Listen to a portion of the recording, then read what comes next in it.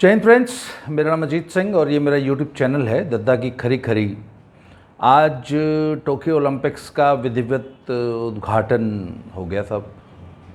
आज से ओलंपिक्स शुरू हो गए और लगभग 125 हमारे खिलाड़ी उसमें भाग ले रहे हैं।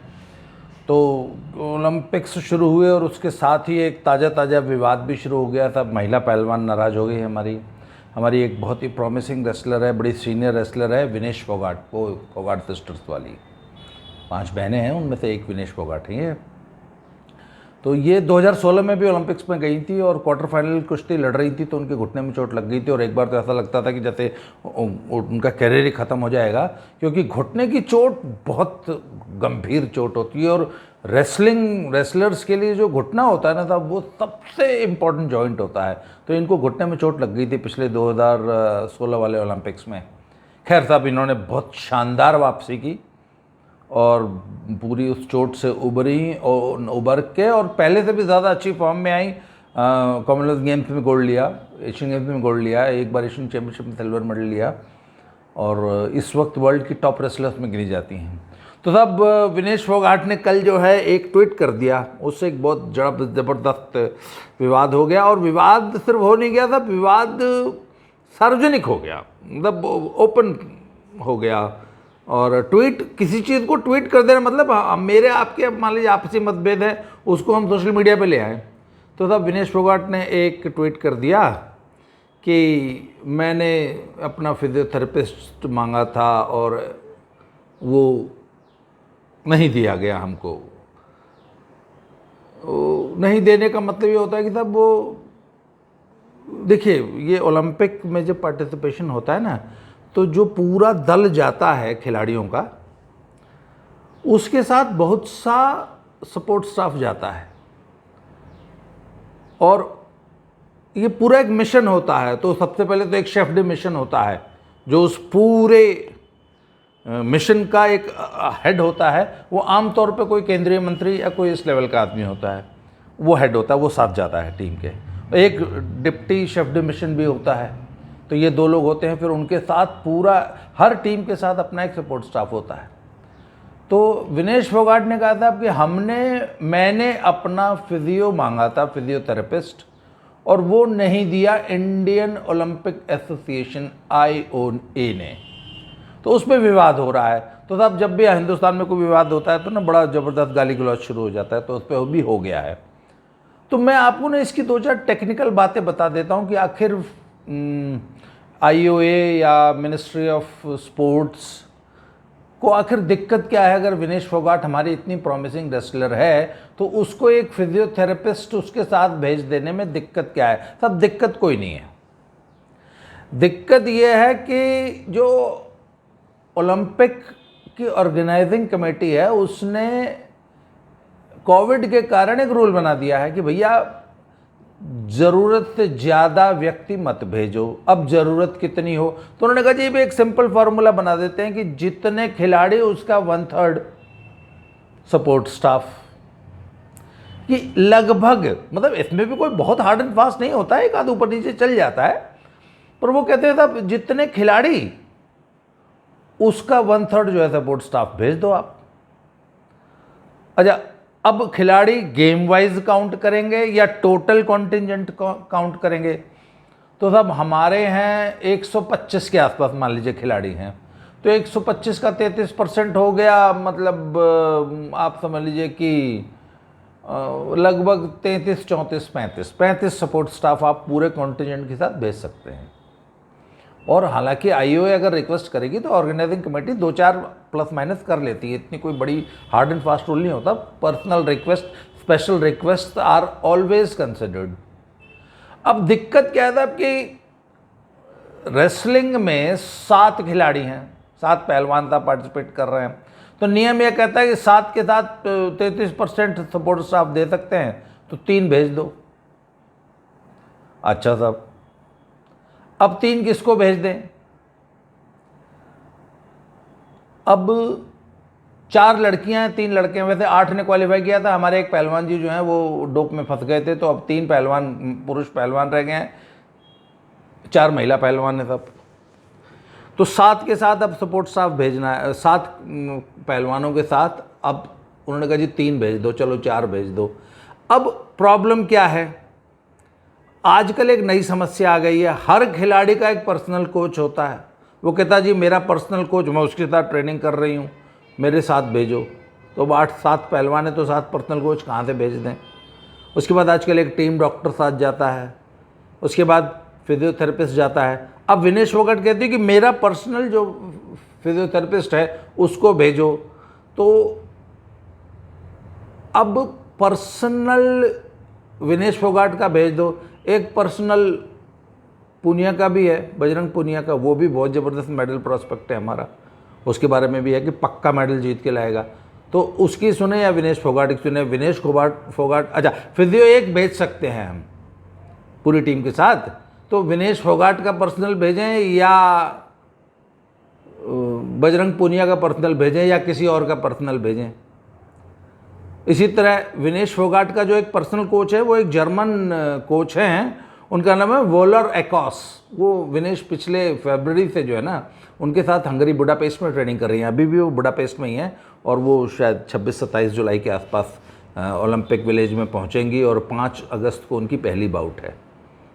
तो साहब उन्होंने आईओए पे आरोप लगा दिया कि साहब इन्होंने हमारी एक छोटी सी रिक्वेस्ट को नहीं माना।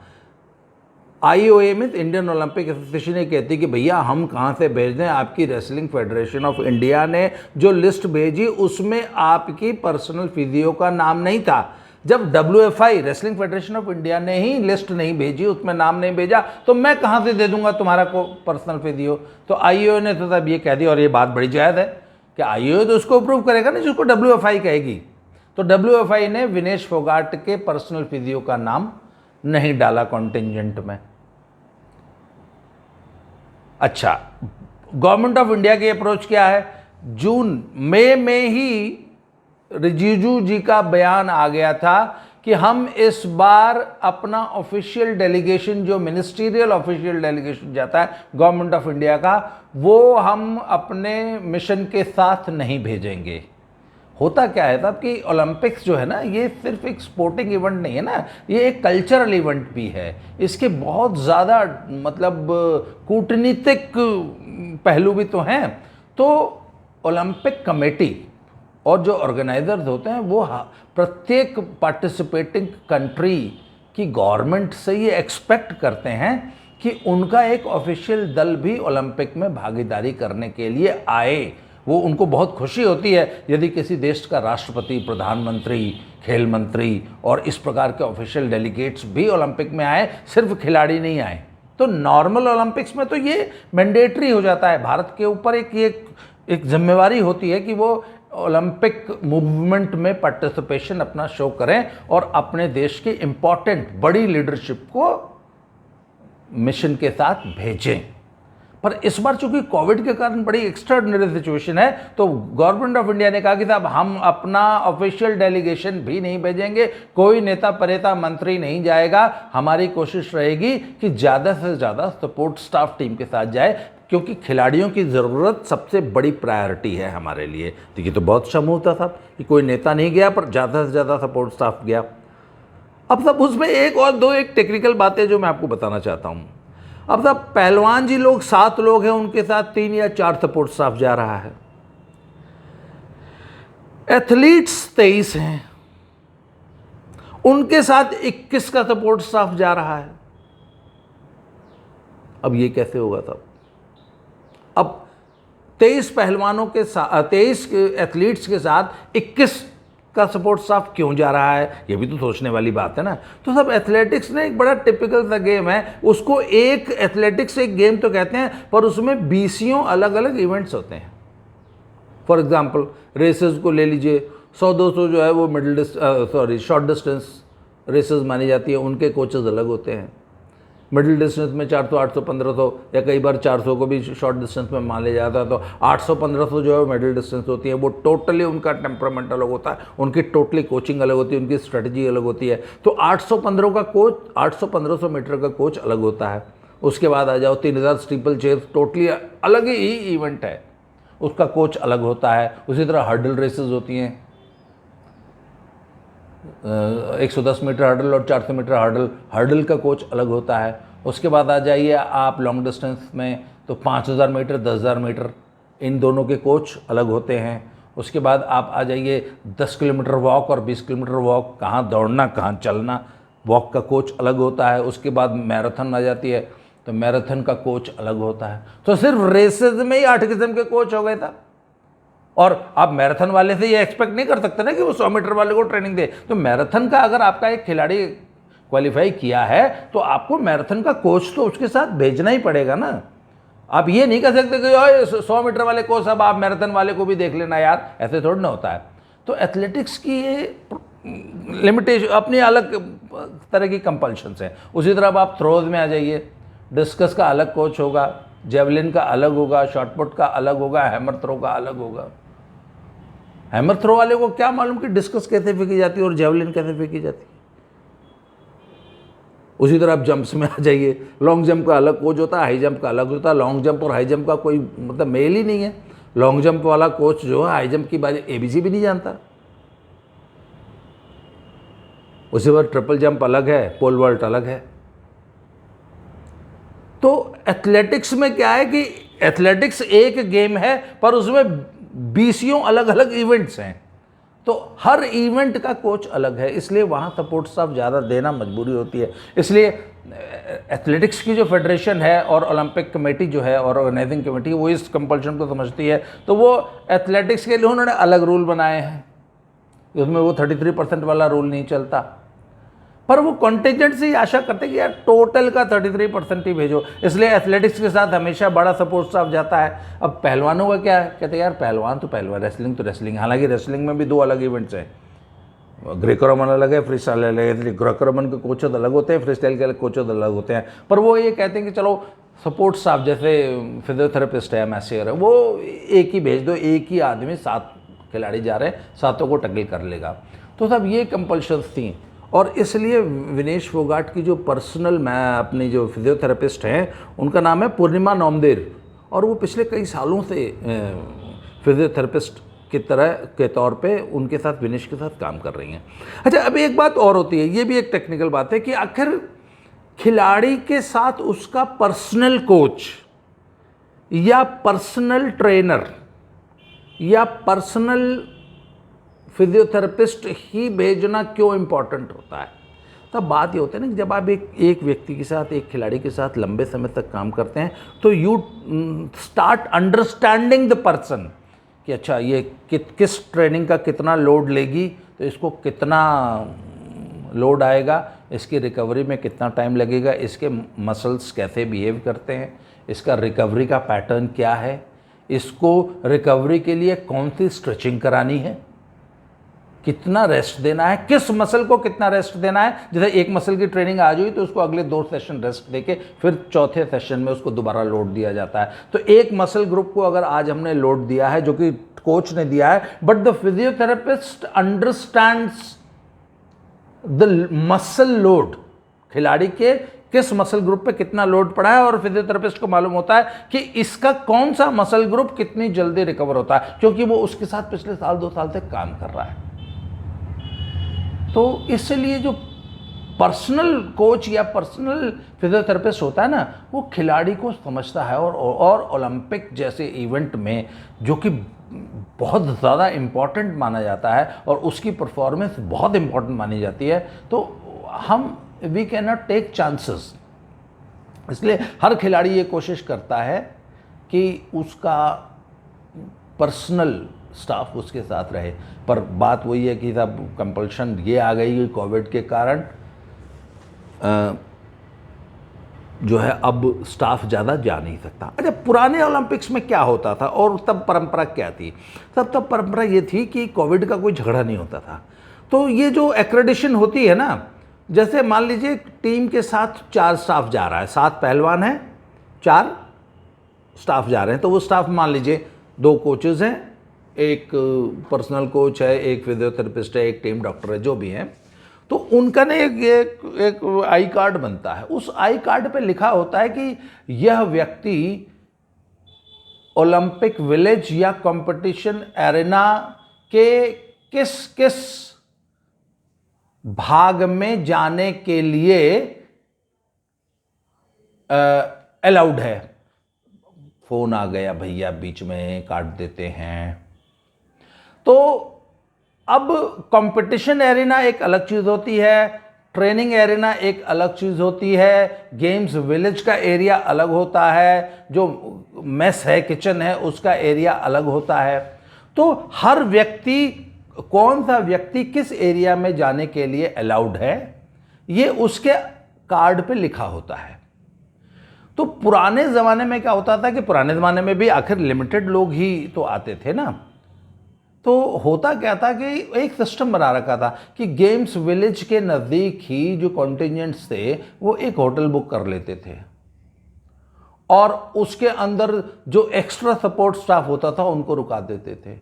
अब स्पोर्ट्समैन है, वो ट्रेनिंग तो मान लो अंदर विलेज के अंदर कर रहा है, और अब उसको अपनी रिलैक्सेशन करानी है, मालिश करानी है, या फिजियोथेरेपी की स्ट्रेचिंग करानी है, उसका पर्सनल फिजियोथेरेपिस्ट अंदर अलाउड नहीं है। तो उसको ये मालूम है ना कि सामने होटल में है, तो वो वहाँ से टैक्सी पकड़ के या गाड़ी पकड़ के उस होटल में खिलाड़ी चला जाता था, और अपने सपोर्ट स्टाफ, जो पर्सनल सपोर्ट स्टाफ होता था, उसकी सेवाएं लेके वापस आ जाता था। पहले ओलंपिक्स में ये आम कॉमन प्रैक्टिस थी, इसलिए बहुत ज़्यादा हाई तौबा नहीं मचती थी। अगर पर्सनल स्टाफ के पास एक्रेडिशन नहीं भी है, वो गेम्स विलेज में अलाउड नहीं है, या कंपटीशन एरेना में अलाउड नहीं भी है, तो वो दर्शक दीर्घा में बैठ जाते थे। अच्छा, कई बार क्या होता है कि विलेज में डे पासेस अलाउड होते थे, कि आप एक्रेडिटेड नहीं हैं इस एरेना में जाने के लिए, पर डे पास बनते थे, तो खिलाड़ी एक डे पास ले लेता था कि साहब मुझे एक डे पास दे दो, मेरा पर्सनल स्टाफ आएगा, मुझे ट्रेनिंग करा के वापस चला जाएगा। तो ये सारी व्यवस्थाएं होती थी कि या तो पर्सनल स्टाफ विलेज के अंदर या ट्रेनिंग एरिया में आ जाता था, या खिलाड़ी बाहर होटल में जाके उसकी सेवाएं ले लेते थे। कोविड के कारण ये सारी सुविधाएं बंद कर दी गई हैं, इसलिए एक नई प्रॉब्लम आके खड़ी हो गई कि आखिर अब खिलाड़ी पर्सनल स्टाफ की सेवाएं अगर ले तो कैसे ले। तो साहब ये सारी कंपल्शंस थी, और आईओए ने पल्ला झाड़ लिया कि साहब हम आपको इन मजबूरियों के कारण ये पर्सनल स्टाफ नहीं प्रोवाइड कर पाए और नहीं कर पाएंगे, क्योंकि ऑर्गेनाइजिंग कमेटी की भी बहुत सारी कंपल्शन है, हमारी अपनी कंपल्शन है। और दूसरी बात, आपके पर्सनल स्टाफ का नाम आपकी रेसलिंग फेडरेशन ऑफ इंडिया ने जो लिस्ट सबमिट की उसमें था ही नहीं, तो जब उसमें ही नहीं था तो हम कहाँ से दे देंगे। खैर साहब ये सब बातें तो हो गई, और ये पुरानी बातें, ये आज नहीं पैदा हुई। पर विनेश फोगाट जी ने पता नहीं किस पहलवान है, तो अब नाराज़ हो गए, तो क्या कह सकते हैं। तो पहलवान जी जो है नाराज़ हो गई, और उन्होंने ट्वीट कर दिया, और ट्वीट कर दिया तो एक अनावश्यक कंट्रोवर्सी, वो भी उस दिन जिस दिन ओलंपिक की शुरुआत हो रही है, और अब तो कॉन्टिजेंट जो है सब कुछ भूल के जो है पार्टिसिपेशन में और परफॉर्मेंस में उसको दिमाग लगाना चाहिए। तो ये अनावश्यक एक कंट्रोवर्सी पैदा हो गई है जिसकी ज़रूरत नहीं थी, इसको अवॉइड किया जा सकता था, क्योंकि विनेश कोई बच्ची तो है नहीं, शी अंडरस्टैंड एवरीथिंग। ये सब बातें मैंने आपको जो बताई, कॉमन मैन तो नहीं जानता कि यार इतनी टेक्निकलिटीज़ होती हैं, पर विनेश को तो समझना चाहिए ना, वो तो 10 साल पुरानी खिलाड़ी होगी, 10 साल से कॉम्पिटिशन्स लड़ रही है, दूसरा ओलंपिक खेल रही है, न जाने कितने कॉमनवेल्थ गेम्स और एशियन चैंपियनशिप और ऐसे कितने विलेजेस, कितने कॉम्पिटिशन्स वो लड़ चुकी हैं। तो शी अंडरस्टैंड्स द प्रोटोकॉल, तो उनको अनावश्यक इस कंट्रोवर्सी में पड़ना नहीं चाहिए था, और खामखा एक अगली सी एक कंट्रोवर्सी पैदा हो गई है। तो मुझे आई होप कि मेरी इस वीडियो से आम पब्लिक को ये जानकारी मिलेगी कि ये क्या टेक्निकलिटीज़ होती हैं, और गेम्स विलेज में या गेम्स कंपटीशन एरिना में जो हमारा स्टाफ है, हमारे कोचेस वगैरह हैं, वो कैसे जाते हैं, क्या पार्टिसिपेशन का क्या तरीका होता है। तो ये हम बट आफ्टर ऑल सब कुछ के बाद हम अपनी कॉन्टिजेंट को, पूरे इंडियन कॉन्टिजेंट को विश करते हैं कि वो अच्छी से अच्छी परफॉर्मेंस देंगे, और ये मुझे पूरा विश्वास है। और जिस प्रकार की तैयारियां हैं और जो आत्मविश्वास दिखाई दे रहा है टीम में, उससे मुझे लगता है कि ये ओलंपिक आज तक का भारत का सबसे सफल ओलंपिक्स होने जा रहा है। And this contingent is going to return with the maximum number of medals, Olympic medals in the history. इतिहास नया बनेगा, और आप देख लेना इस बार सबसे ज़्यादा पदक भारत लेके लौटेगा। इसी शुभकामना के साथ, इसी आत्मविश्वास के साथ आज हम ये वीडियो ख़त्म कर रहे हैं। बहुत जल्दी किसी अगले टॉपिक पे मिलते हैं। Thank you very much.